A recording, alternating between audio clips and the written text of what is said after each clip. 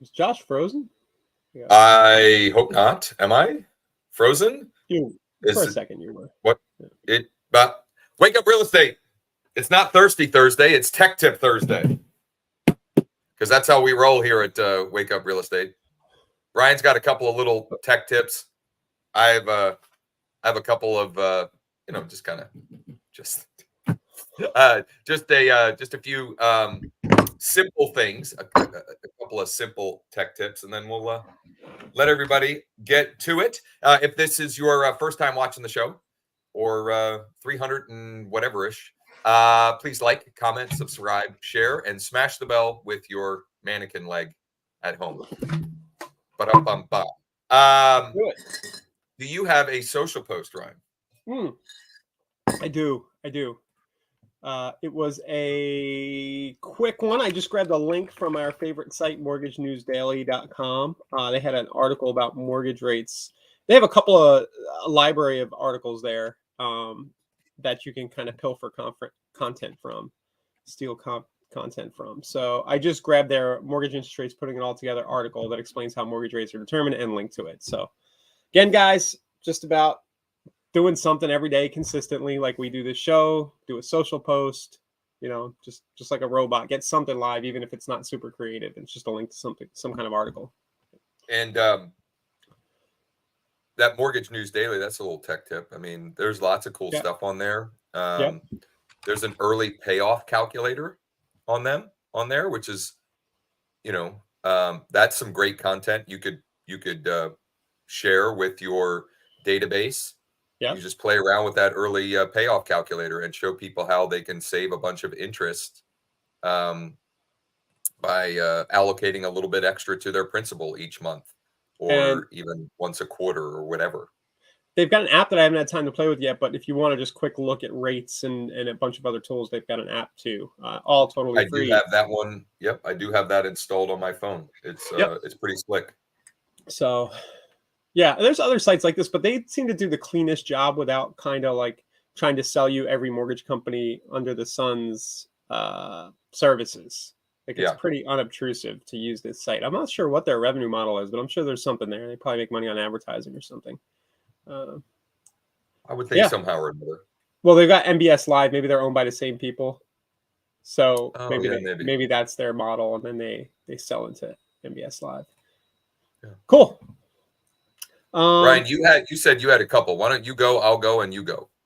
Okay. Yeah. Well, my first one was just I saw a post somewhere in I think it was Lab Coats. I made an obnoxious comment to it about you guys might have seen this about the foreclosures being lower than they were in 2017 right now. I have a feeling they're on the upswing just for lots of reasons, just from what I'm seeing locally here in Florida and what I'm hearing from other people, that we're going to have more of this business like we did in 9 and 10. Okay. I remember back in the day, you and we used to use this site a lot, HUD Home Store. Yes, absolutely. And one of the cool things about it, you can search all the available HUD listings. There's only 37 in all of Florida right now, which is super low. Yes. That's all of Florida. But you can always see if there's a HUD listing kind of in your market. Remember that you are allowed to market these. And as long as your broker has their whatever.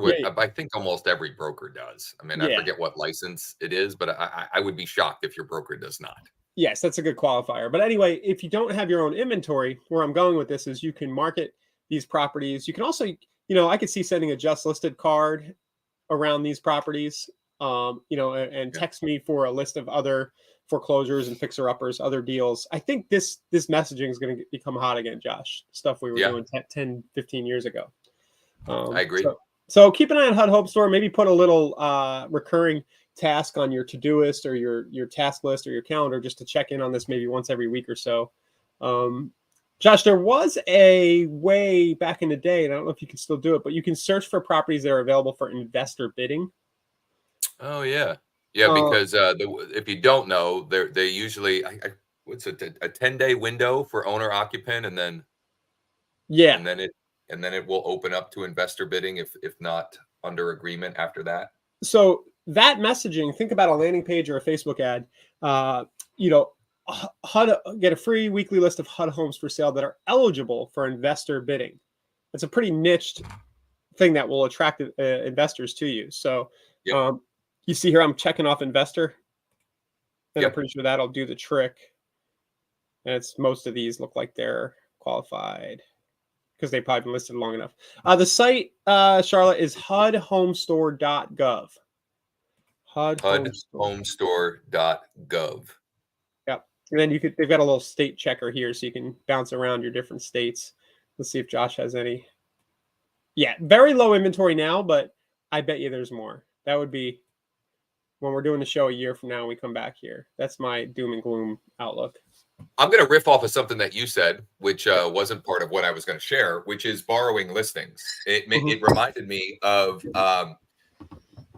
for example, you could borrow with permission, borrow new construction listings. And strategy has been a great way to get listings to then promote on Facebook Marketplace.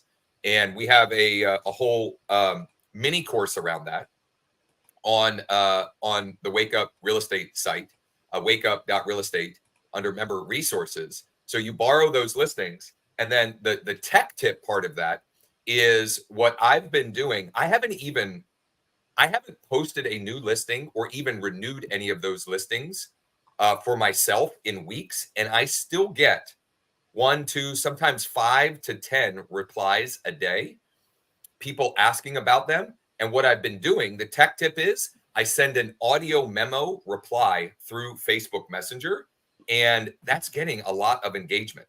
I have now I'll say that a lot of the people replying think they are for rent because people don't read.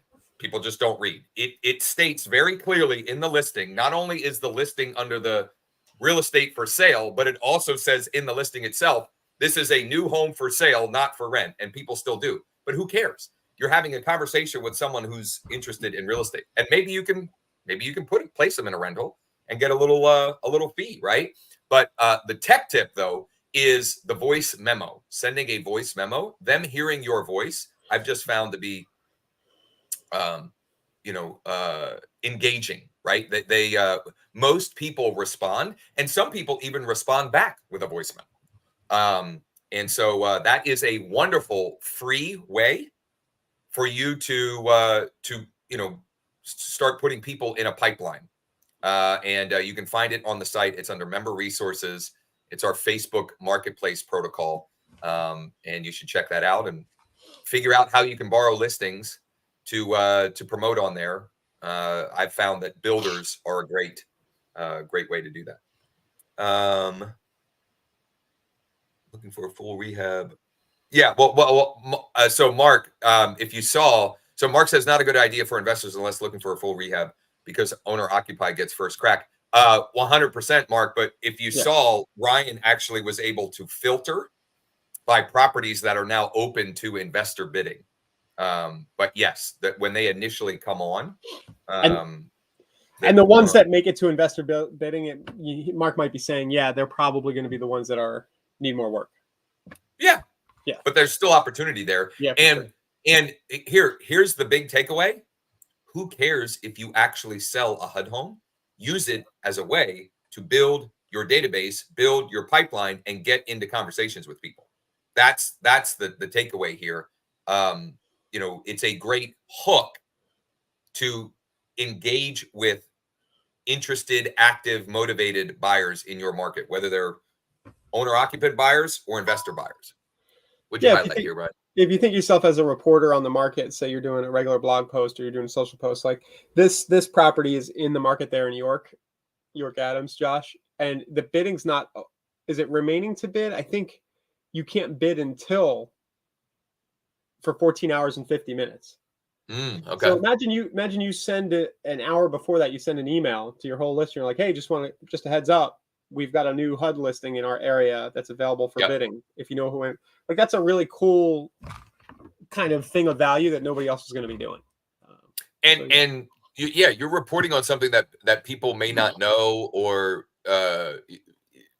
you're demonstrating your level of expertise by just pointing out the fact that exists and those are available.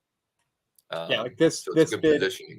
This bid opens, on the 23rd, so tomorrow. So yeah, let people know there's upcoming HUD homes, even if they're not going to buy one. They're going to be curious about it because the implication is they're going to find a good deal.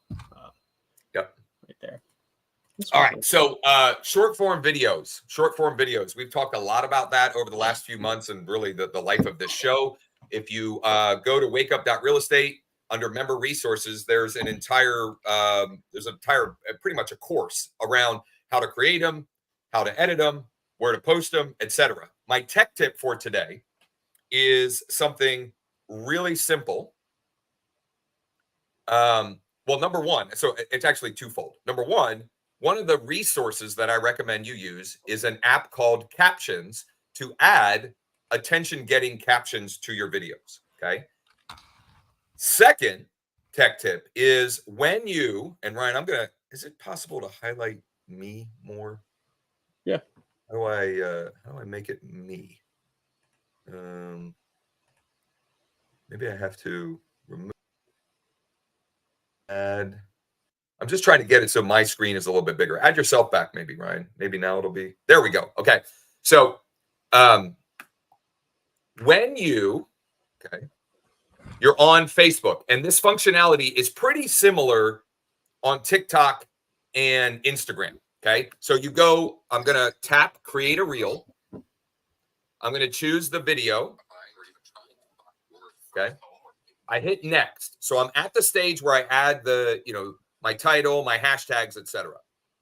One little thing, and I often forget this, but when I was posting one this morning, I recorded one yesterday about just reminding home buyers that there are several low and no money down options available. FHA with DPA, USDA, and we even have a 1% conventional program. So it's just a reminder one.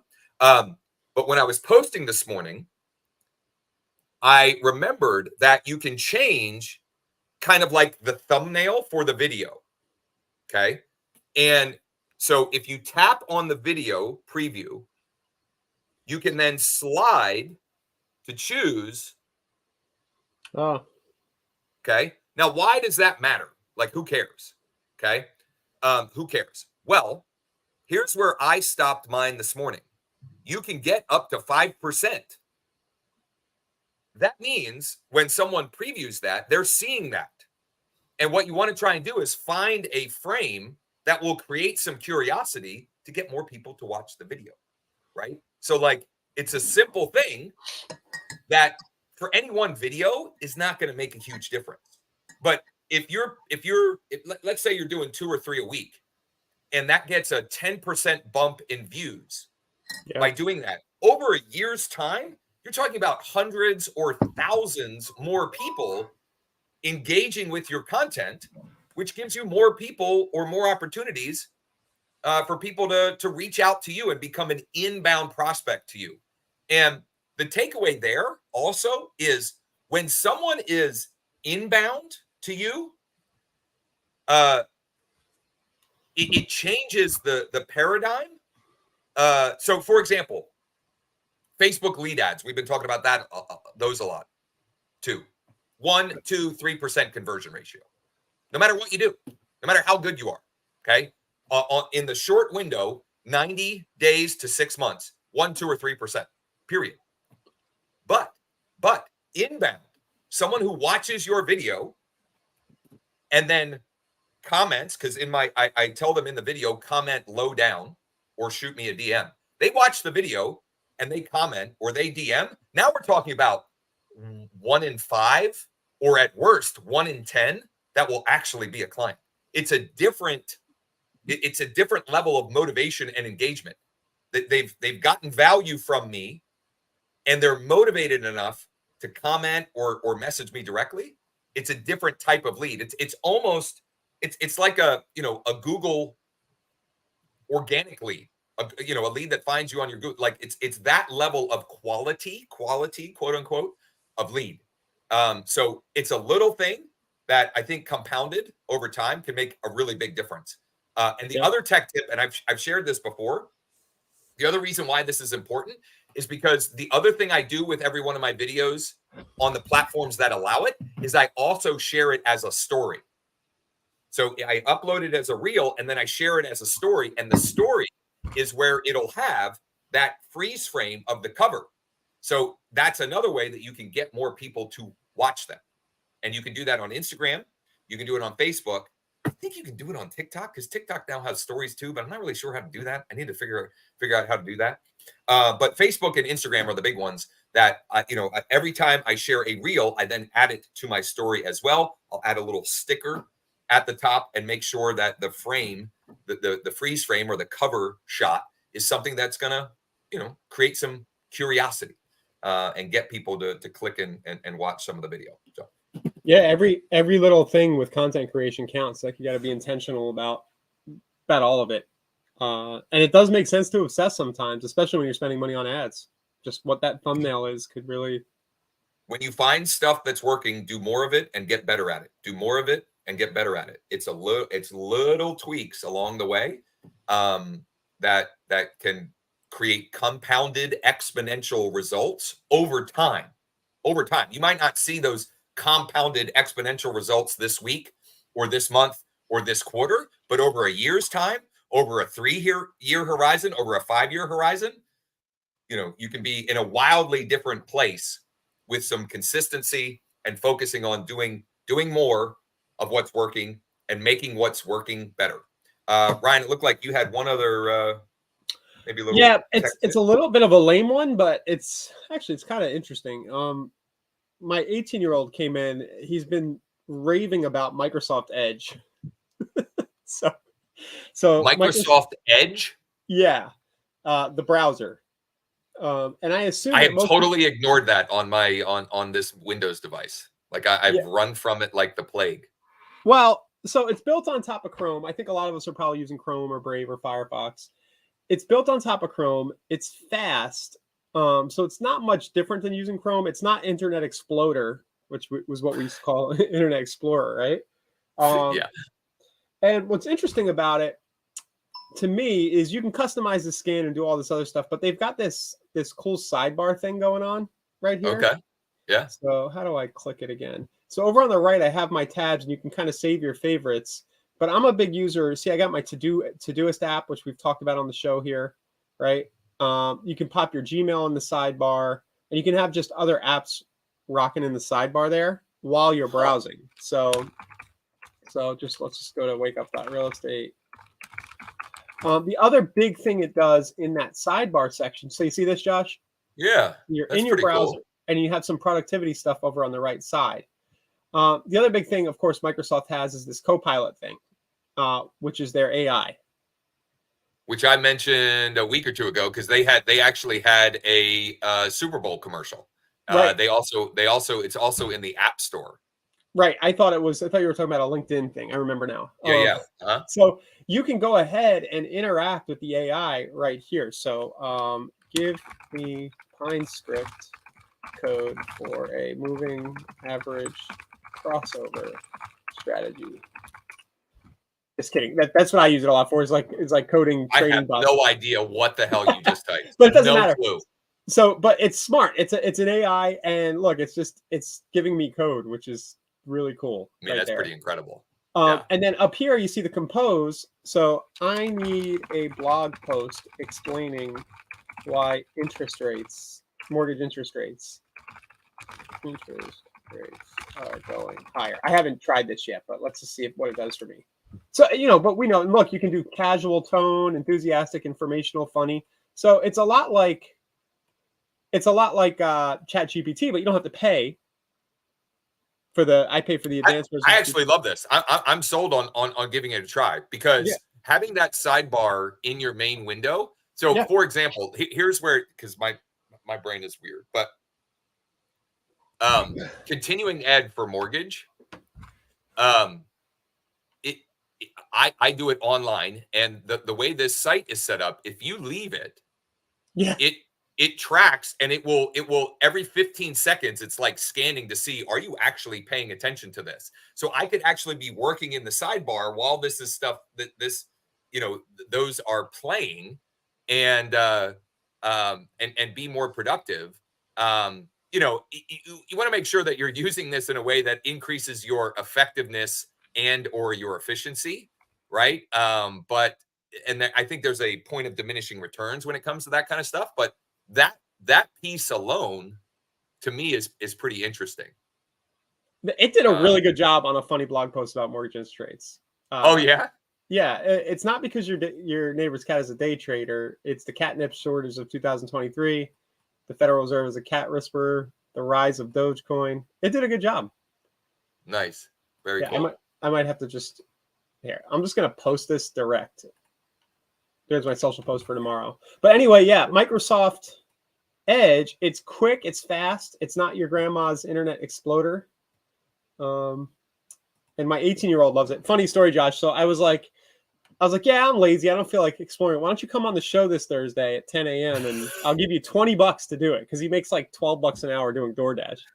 Yeah. And he's like, yeah, nah, that's too early. Yeah. Too early. Oh man. Yeah, that's great. All right, some housekeeping items. So your tech tips for today: Microsoft Edge. Check it out. Who knows? You might love it. I love it. Yeah, you making sure that you're tweaking the cover photos of your short form videos. Number 3, Mortgage News Daily. Check out the site. You might want to grab the app on your phone. There's lots of cool functionality and uses for it. And number 4, find ways. Oh, HUD Home Store, HUDhomestore.gov, HUDhomestore.gov. And then lastly, marry that with the Facebook Marketplace marketing best practices to generate some business for you. If you missed yesterday's mastermind, we did record it. It's in the members area. All of those get added to member resources. And I think what you'll find, if you're running any Facebook ads or thinking about running Facebook ads, I would highly recommend you check out that replay, because I give you some frameworks for scaling. You got something that's working.